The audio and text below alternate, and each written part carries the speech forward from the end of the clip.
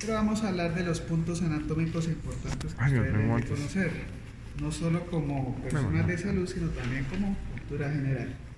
Lo primero es que recuerden ustedes, bueno, ustedes no vieron cara, qué pena, pero hay unos músculos que se llaman músculos orbiculares de los labios, ¿sí?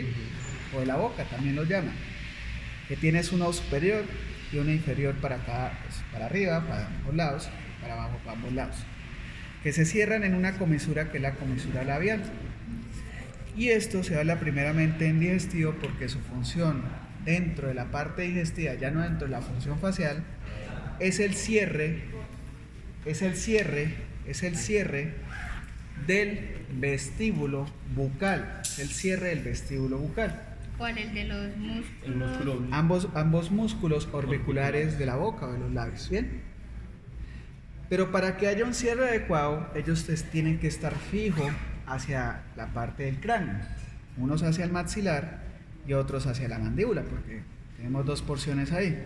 Y hay una estructura fibrosa que estoy señalando ahí, si lo alcanzan a ver acá, que se llama el frenillo labial. Entonces, si está abajo, frenillo labial inferior, y si está arriba, frenillo labial superior. Bien, frenillo labial inferior, frenillo labial inferior, superior e inferior. Entonces, ¿cuál es la función? Fijar el labio hacia la estructura ósea. Bien. Sigues avanzando y empiezas a encontrar una zona donde tú ves la encía cuando te cepillas. Aquí casi no se ve, se ve un poquito de esto. Y eso lo van a llamar ustedes zona alveolar dentaria, porque es que hay alvéolos en el pulmón y pues para que no se confundan. Yo ya los voy a entender, si me colocan zona alveolar está bien, pero tú tienes una zona alveolar externa y una zona alveolar interna. La que esté cerca de los labios, pues va a ser la externa, la que uno se ulcera por fuera. Y ya por dentro va a estar la zona alveolar interna. Simplemente es el tejido donde ustedes tienen mucosa que a veces le crecen a unos llagas. ¿Sí? Ahí le crecen a unos llagas. No hacia el labio, sino hacia la parte del hueso. Sí, sí, exactamente. Tienes la encía. Esto ya es encía como tal, este tejido de acá. Entonces tienes zona alveolar externa, inferior, zona alveolar externa superior, zona alveolar ya detrás de los dientes, interna, inferior y interna superior. Listo. A lo que nosotros consideramos la encía. La encía, exactamente. Tú tienes una encía hacia afuera y una encía hacia adentro. Y ahí suele crecer mucho las úlceras. Culpen eso a una bacteria que se llama Moraxella. Sí. Que si no te la quitas te puede dar periodontitis. ¿Sí saben eso, no? La que te cae los dientes. Entonces por eso hay que cepillarnos y no solo cepillarnos, ojalá Listerine al menos. Sí, la aseo dental es algo necesario cuando quedan residuos muy grandes, pero el Listerine sí mata mucho la parte, y les digo a alguien como que era sucio de la boca antiguamente, ¿no? Ahora soy súper corrigido con eso. Profe, ¿podría volver a señalar la zona alveolar externa e interna? Esta es la externa, acá, bueno, donde tiene, es que no puedo señalar el hueso, ¿no? Entonces la coloco acá. Y la interna no la había señalado, entonces sería acá, ¿sí? ¿Listo? Donde tienes la encía. Ok. Y lo que se encuentra en medio de ella. Y lo que se encuentra en medio de ella son las fosas de los dientes, que suelen llamar las fosas piriformes o fosas alveolares. Mucho más fácil fosa alveolar porque ya tienes alvéolo afuera, alvéolo adentro. Y pues en medio, fosas alveolares. ¿Bien? Pero como tal, eso no se ve.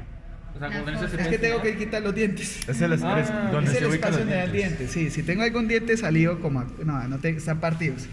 Pero si hay un diente salido y con el hueco, que nosotros lo llamamos, a los de medicina sí les digo como fosa piriforme, porque ellos tienen que aprenderse unos nombres raros, pero a ustedes les dejo los nombres sencillos aún válidos, que es la fosa alveolar. ¿Sí? Pero recuerden que todo esto es dentario, ¿no? No es pulmonar. Bien. Seguimos entrando y empezamos a encontrar que está el techo de la boca. Y en el techo de la boca encontramos mucosa que en una parte es delgada y una parte es gruesita y acolchonada. Pueden tocarlo para que sientan la gruesita y acolchonada. ¿Dónde? Háganle, para eso son los guantes, ¿no? Para que los gasten. No Me da tengo tristeza. ¿Qué zonas decía, profe? Entonces, Que toquen. ¿Esa es la tienen, gruesa? sí, y esta es la delgadita, esta telita de acá. La delgadita, como toca el hueso, lo llaman paladar. duro. La delgadita que está con La nódulos gruesa. linfáticos, músculos, yo les dije que glándulas también, va a ser el paladar blando. Entonces, si es acá, paladar duro. Si es acá, paladar blando. ¿Bien? Pero no, eso no se Eso supone es que la gruesa salta. La gruesa, sí está. Por eso no sería el paladar duro eso. Paladar blando. Blando. Yo te digo gruesa es por el tejido. Y como hay bastante tejido, pues se vuelve acolchonadito. Y no hay hueso ahí, casi no encuentras hueso. Hay un huesito que se llama el hueso palatino, pero no se alcanza a tocar.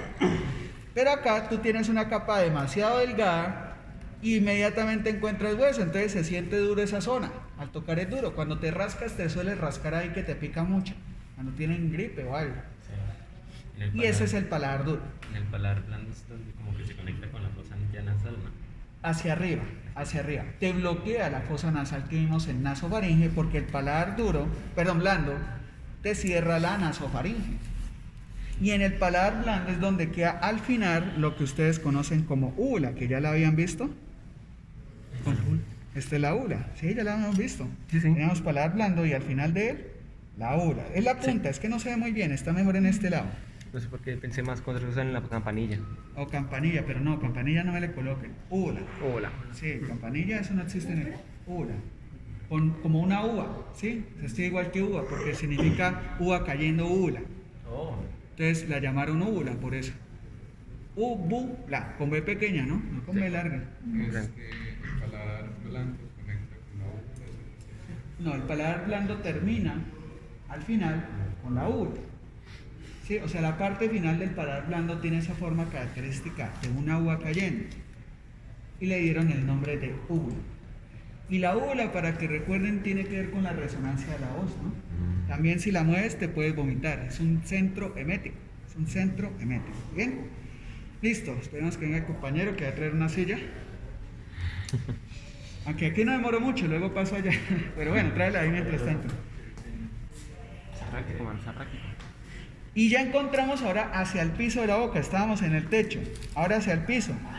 Encontramos la lengua, que son muchos músculos, y yo les dije que no les iba a preguntar esos músculos, y creo que ni siquiera los sabores porque ya calculé el tiempo y no me da. Pero recuerden que la lengua tiene las siguientes partes, al menos. ¿Piso de qué era? Piso, ya parte del parte, no es el piso como tal, es parte del piso de la boca. Y vamos a hablar de las siguientes estructuras. Primero, de la lengua sus partes, que son vértice o ápex.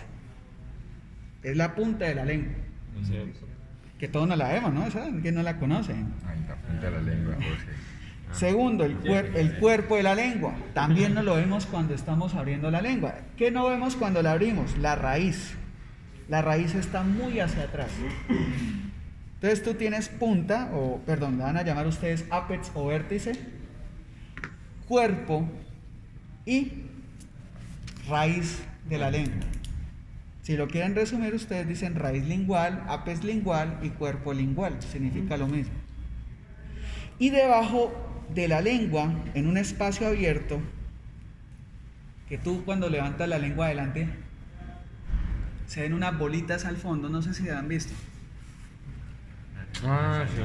Son las glándulas sublinguales, se las voy a señalar acá. Profe, ¿cómo se llamaba la parte de atrás de la lengua? Raíz. Raíz. Raíz. Sí, aquí se forma un adito, un espacio, eso es un espacio. Al levantar la lengua, ¿sí? Y en ese espacio hacia el fondo, en la mucosa, tú encuentras estas estructuras que son las glándulas sublinguales. La pueden tocar porque se siente diferente, se sienten como si fueran bolitas. Tengan cuidado con el alfiler. Y uno metiéndose el dedo también se los puede tocar. Sí, pero no lo hagas ahorita. Sí. No te contamines Pero ahorita. con la lengua se sienten, ¿no? Bueno, si las tiene, de pronto no, si tiene Sí, fiebre, pero no, no. sí, cuando no tiene fiebre con la misma lengua no las puede sentir. O hay personas que los músculos que les dije que son muchos en la lengua, hay unos que están hipertrofiados, los transversos en algunas personas. Entonces la lengua la pueden mover mucho más en diferentes direcciones. Las personas que te forman una M con la lengua, una W, yo no soy capaz de eso. Eso es genético, ¿no? Sí, eso es genético. O que hacen con la, ¿cómo es? Con la cereza, con el ovillo, con el palito, que la enrollan con la lengua. ¿Sí? Otros hacen un corazón con el ovillo. Mejor dicho, tienen esa lengua que hace maravillas.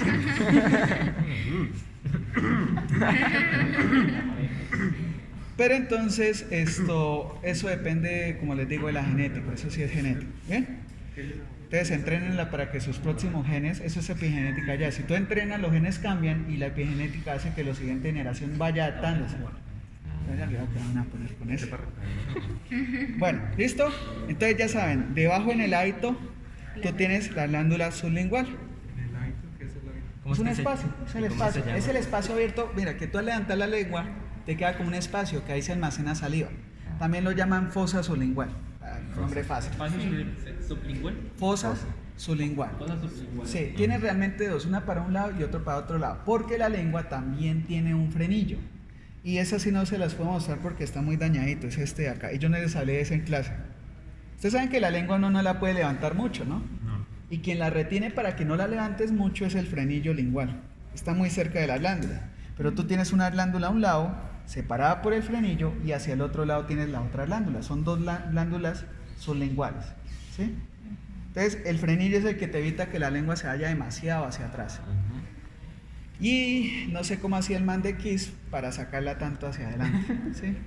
Eso si se opera, pues se puede sacar mucho la lengua. El problema es que la lengua puede quedar hacia afuera. Entonces te toca meterla tú manualmente. O sea, que cuando tú la saques, no tengas un elástico que la devuelva, sino que se queda afuera. Entonces te queda colgando, te toca meterla con la mano. O hacer esto al menos, hacerlo como los patos. Bien, listo, sigamos para que nos rinda. Siguiente estructura que está a nivel del piso. Vamos a ver que a nivel de la raíz por fuera, muy cerca donde se unió la raíz, se une con la epiglotis que ustedes ya conocen.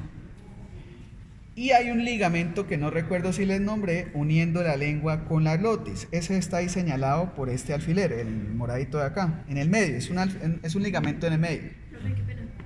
La raíz se une con la epiglotis. Sí, a través de un ligamento que se llama ligamento gloso-epiglótico. Gloso de lengua, epiglótico pues de epiglótico. ¿Cómo le dice incluso? No sé, ese sí me he buscado el nombre. Yo me acuerdo es de Pitufo Goloso, la hubiera llamado Goloso epiglótico. Pero no sé por qué es gloso. No sé la razón de gloso. Ligamento. Gloso significa lengua. Ligamento gloso-epiglotis. Sí, pero, o sea, una razón, o sea, eso es latín, ¿no? Gloso es de latín, pero no sé qué significa como tal el significado. Normalmente las palabras de latín tienen un significado, ¿sí? Pero esa no he mirado por qué. Profe, ¿me repite qué función cumplía, por favor? La función es unir medialmente, porque es que son dos, solo les voy a nombrar este, el que está en la mitad. Y ustedes lo van a llamar gloso epiglótico. ¿Y qué hace? Une la epiglotis con la raíz de la lengua. Y conjunto con otro que está lateral, que no les voy a preguntar porque es difícil de verlo para ustedes, es uno que está acá, en el medio. Va a formar un espacio que sí señalé, que yo les di en clase. En ese espacio se queda el arroz que puede salir. Sí. Y es la vallécula, este espacio de acá. Entonces, este es el ligamento acá también. Y el espacio que está al lado del ligamento es la vallécula. Acá, espera, ¿no me ves? Ahí se forma un espacio entre el ligamento que está acá y la glotis por delante de ella. Vallécula con B pequeña, no con B de ballena. Pero eso no lo va a preguntar. Vallécula con B pequeña. Valle de valle, como valle. Significa eso, valle pequeño, cula. ¿Eso ¿Sí? me va a preguntar? ¿Vallécula? Esa sí. Vallécula, es que es una zona muy sencilla. Es lo que tú cuando te tocas a veces, eso te meten el cepillo, yo no soy capaz de decir la palabra, siempre le digo a los estudiantes eso, los bulímicos. Él sí es capaz. Yo tengo dislexia con esa palabra. Hay varias palabras que tengo dislexia. Entonces, es el lugar donde se estimulan. Precisamente por eso se los quería mostrar este ligamento. En el ligamento, no es para que lo hagan, ¿no? En el ligamento glosoepiglótico medio está el vago ahí metidito, una rama sensitiva del vago. Entonces, como tú lo presionas, terminas generando un reflejo vagal. No le tomes foto para hacerlo, ¿no? No, pero era para que... ¿No sería más fácil? Con la... ¿Profe, dónde era que queda la vallécula? ¿Para qué? para generar vómito. No, más fácil con este. Con este es casi inmediato. Pero Un nervio vagal. En fin, es lo que es un Nervio vago. Sí. Primero, es un ligamento. Un ligamento que forma una pared medial. Para formar luego la hendidura que está lateral a él, que tú me estás diciendo, que es la vallécula. y dentro de ese ligamento encuentras una rama nerviosa sensitiva visceral, que es del vago, ustedes se acuerdan del vago, para generar un reflejo que es el reflejo de vómito, que le llamamos reflejo neumogástrico o emético. No le digan emético, con H también, pero emético. Profe, entonces la vallécula es la zona entre el ligamento glosoepiglótico y qué otro. Es que hay otro que se llama glosoepiglótico, es que son dos, glosoepiglótico medial y glosoepiglótico lateral. Bueno, se los voy a señalar. El medial, que es este, que era el que quiero preguntarles, y el lateral, aquí se ve mejor, es este de acá. Entonces, entre esos dos, voy a levantarlo con la pinza para que ustedes vean, entre esos dos se forma el espacio que es la vallécula. ¿Listo? ¿Más claro así? Listo. Bien, sigamos O sea, bajando. ¿este espacio es la vallécula? Sí, no todo tan grande, no solo este punto de acá, ¿sí? Porque aquí por acá tienes la tónsila palatina. Esa no se la mostré de otro grupo, pero miren la acá abierta. Esa es la tónsila palatina. Sí, esa es la que uno se ve al fondo, hacia los lados de la pared bucal, a ver si está inflamado o no. Esa sí se puede ver. Es donde están ¿En los la qué? tonsilulitos, ¿no? ¿Cómo? Los tonsilulitos. Sí. Y son de alta secreción de inmunoglobulina A. ¿Me repite ¿Cómo es que se llama? Tónsila palatina. Señora. Tónsila. O amígdala palatina. Pero bueno, es que el término clínico es de tónsila, no amígdala. Tónsila, con S. Palatina, ¿bien? Listo. Es que tengo mucho para hablar, pero no alcanzo para hablar de todo. Bueno, sigamos bajando. Y encontramos lo que era la orofaringe, si recuerdan ustedes que está entre la úvula, bueno, el límite primero anterior, que es el istmo de las fauces, donde tienes la epilotis acá y la úvula acá, y es un espacio virtual, porque tú no lo puedes delimitar físicamente, simplemente es el espacio que luego va a comunicar atrás con la faringe, ¿sí? Este es el istmo de las fauces, donde tengo la pinza. Y luego atrás vas a tener la faringe, específicamente este espacio de acá.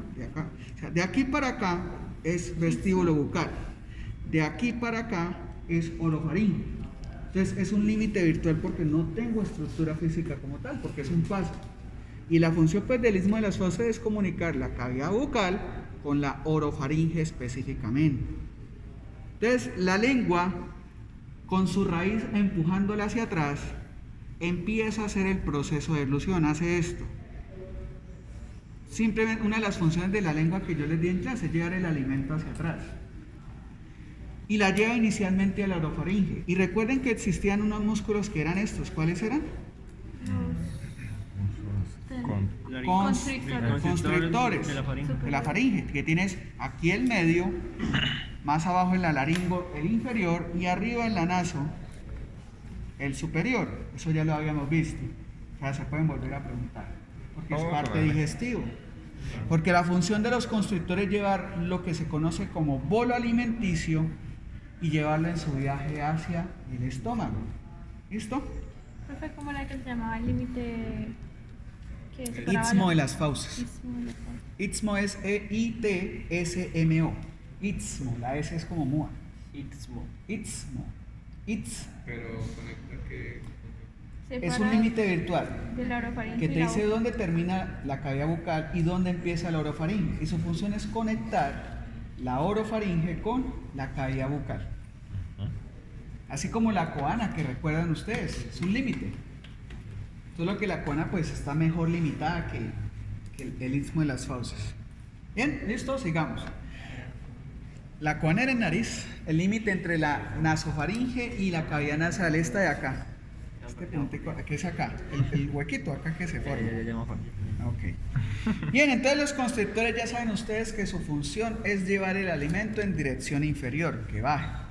Y en caso de que se vaya para la nasofaringe, el constrictor superior busca que vuelva a la oro y el constrictor medio, pues su función es llevarlo a la laringo.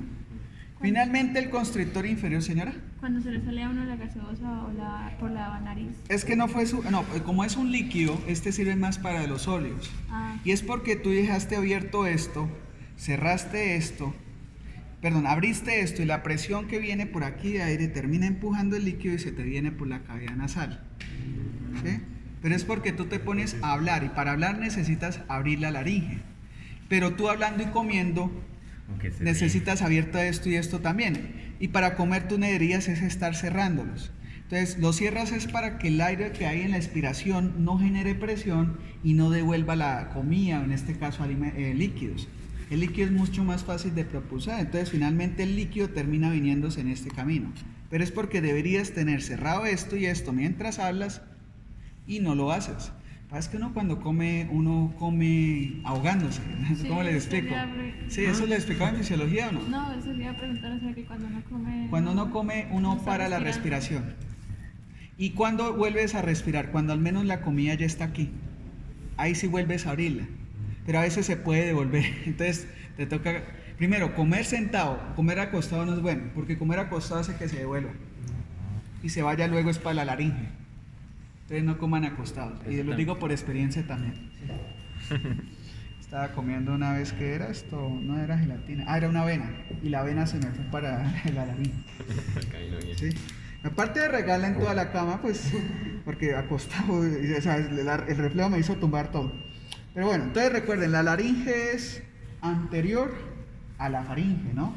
Específicamente la laringofaringe.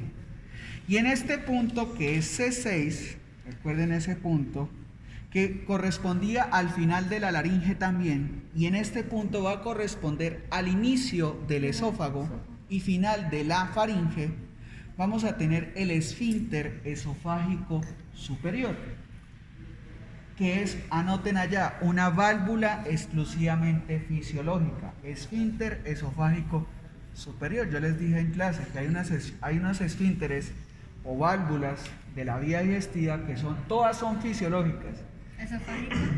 esofágica superior, pero otras son adicionalmente anatómicas. Pero si ese esfínter une... Esofágico superior. Ese esfínter te mantiene cerrado para evitar que los alimentos se devuelvan del esófago hacia la faringe. Cuando no muere no se ve bien porque es un esfínter fisiológico. Los anatómicos sí se pueden ver porque son tejido que tiene un aumento de su densidad. Estos no. Es fisiológico, o sea, quiere decir que por acción del sistema nervioso, de la parte también neuroendocrina, tú lo ves contraído mientras estás vivo.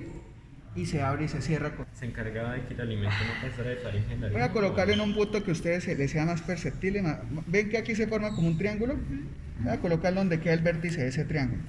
Ahí sería el inicio del esófago. ¿Bien?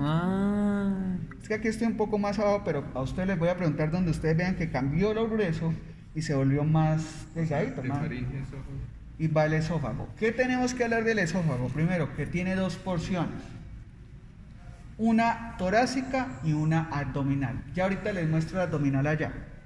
Aquí empezamos a ver la torácica. Y la torácica se divide luego en dos porciones. La compañía está que copia. Espero, no, pero la espero.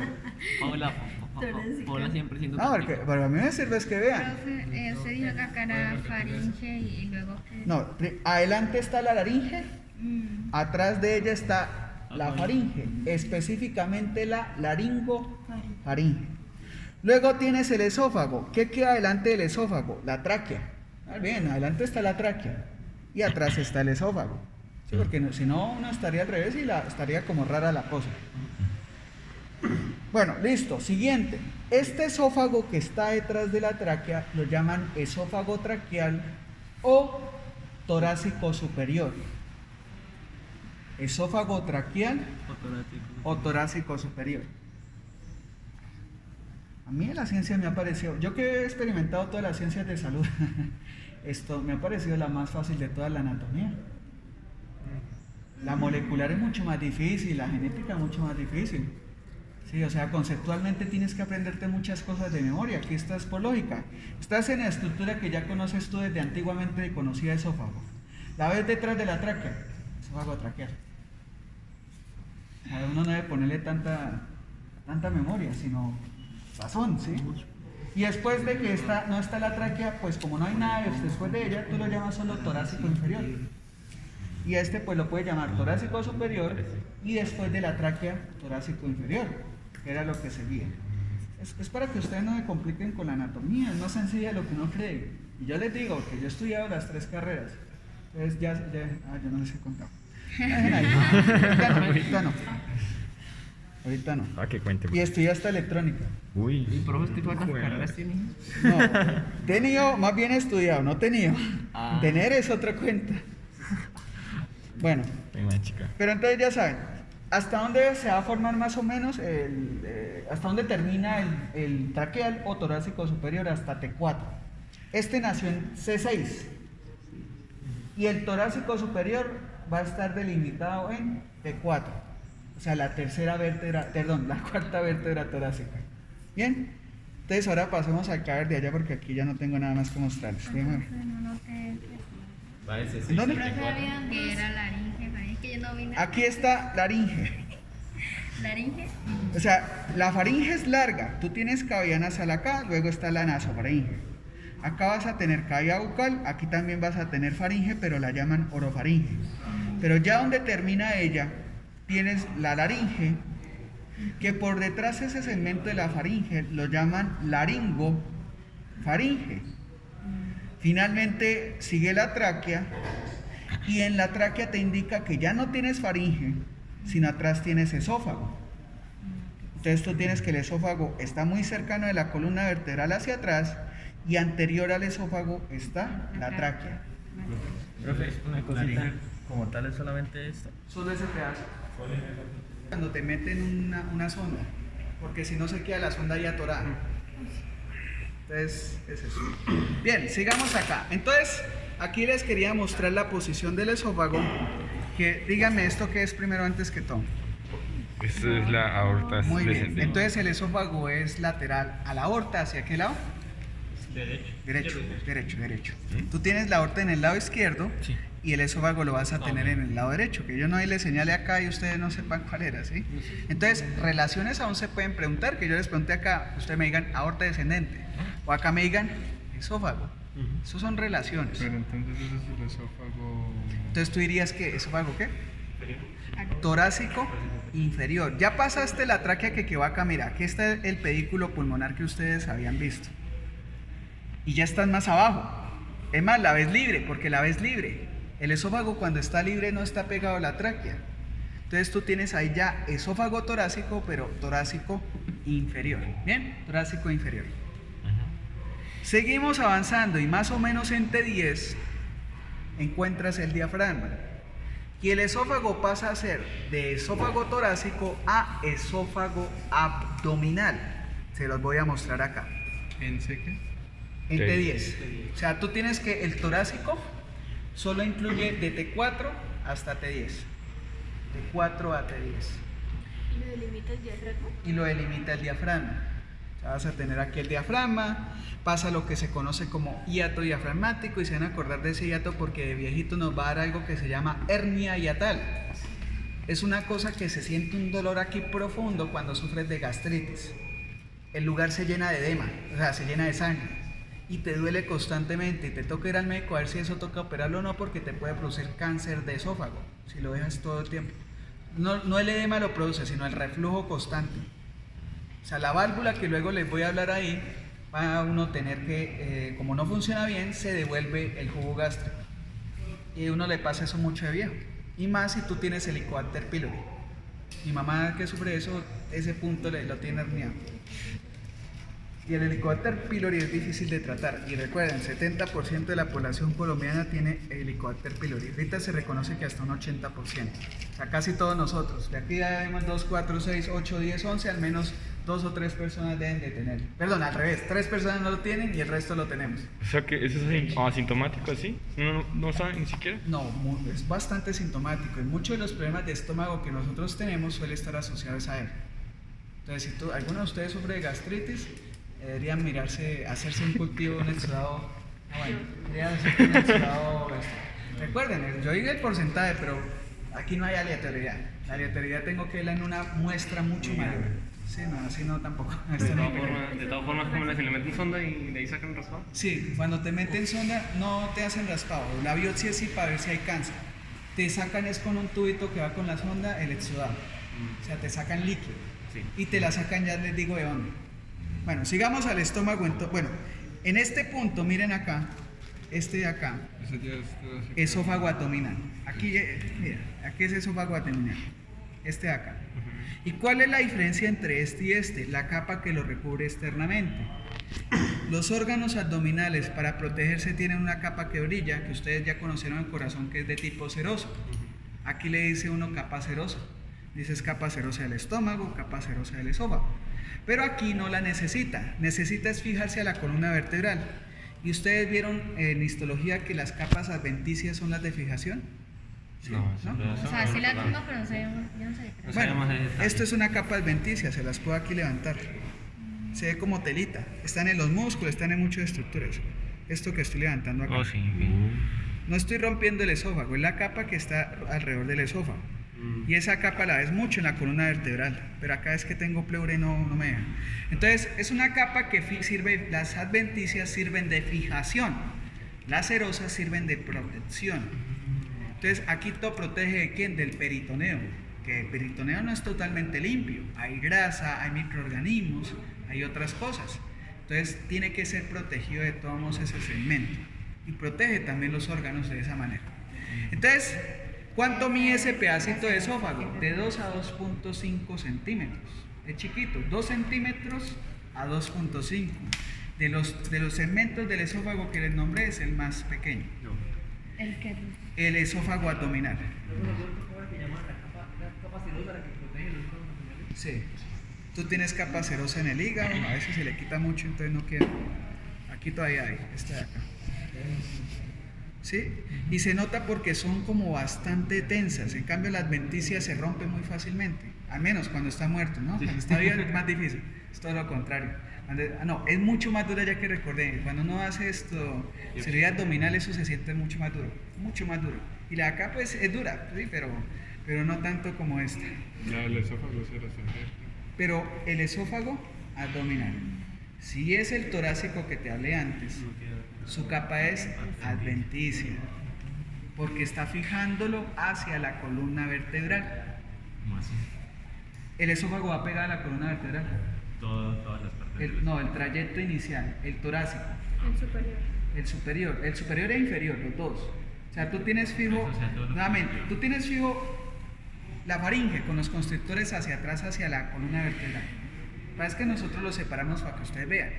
Luego lo que continúa, que era el esófago inicialmente, el esófago torácico superior, va pegado hacia la columna vertebral. Eso mantiene fija la tráquea. Y luego que se libera la tráquea, sigue pegado y va viajando por el lado derecho. Sí, pero sigue fijado. Cuando llega al diafragma se suelta y flota, y lo cubre es una capa serosa. Y flota porque es que aquí ya a este nivel se forman dos espacios, el peritoneo y el retroperitoneo al fondo. Entonces él empieza a flotar es hacia acá. Y ya no hay quien lo fije. A partir del abdominal es que pasa eso. Es serosa. Y es serosa porque estás en abdomen y las estructuras abdominales necesitan una barrera protectora que son sus diferentes capas serosas de los diferentes órganos. Capa serosa del estómago, capa serosa del hígado, capa serosa del intestino, etc. Bien, ¿listo? Cuando damos vejiga van a ver por qué el hígado tiene una capa adventicia y una capa serosa. Porque tiene una parte que se pega al hueso, entonces es adventicia, y otra capa que sí queda conectado al peritoneo. Bueno, pero sigamos acá, es que si no me quedo sin tiempo y ay, fue pucha. 2:38. Bueno, entonces llega el estómago. En este presten mucha atención, porque es que aquí es un poquito pequeño. Y el inicio del estómago, se coloca el alfiler así, se llama cardias. Válvula del cardias o válvula esofágica inferior. Ahí termina el esófago y comienza el estómago. Entonces lo pueden llamar cardias o válvula esofágica inferior. Ya vieron la superior allá, ahora conocen con esa la inferior. Eso lo conocen ustedes como cardias, en el colegio no se lo suelen enseñar. Si vieron algo de anatomía, medio. A mí se me lo enseñaron desde tercer grado, de la escuela. De secundaria. ¿Sí? Pero entonces, ¿qué es el cardias? Es una válvula de tipo solo fisiológica. Es una válvula de tipo solo fisiológica. Y su función es evitar que el jugo gástrico se devuelva hacia el esófago, como ahorita les dije, y termine generando daños en el esófago. ¿Por qué? Es que lo que sucede es que el esófago no tiene algo que se llama su mucosa adentro. El estómago sí, y la submucosa sirve para tolerar el ácido. Los órganos que ustedes cuando alguna vez escuchen órgano con submucosa son todos los que toleran el ácido. Por ejemplo, la vejiga no tiene submucosa y cuando es demasiado ácido la orina termina dañando la vejiga. O sea, en las infecciones, por ejemplo, las infecciones, pero recuerdo si son las fúngicas o las bacterianas. Las fúngicas. Es que a los hongos les gusta mucho el ácido y a las bacterias les gustan los medios alcalinos. Bueno, lo alcalino también rompe las submucosas, pero es más común ver acidemias en las orinas. Bueno, ahí contándoles algo adicional. Pero ¿qué más se me van a aprender aquí? Por favor, fíjense acá lo que voy a señalar. ¿Dónde hay alfileres acá? Ya hacia afuera, miren aquí lo que señalé. Ustedes ven que hay un cambio en la dirección entre también donde el esófago terminó y empezó aquí esto. En este lugar empieza la curvatura mayor del estómago en esta cara y a ese lugar se le llama ángulo del cardias o ángulo cardíaco. Ángulo del cardias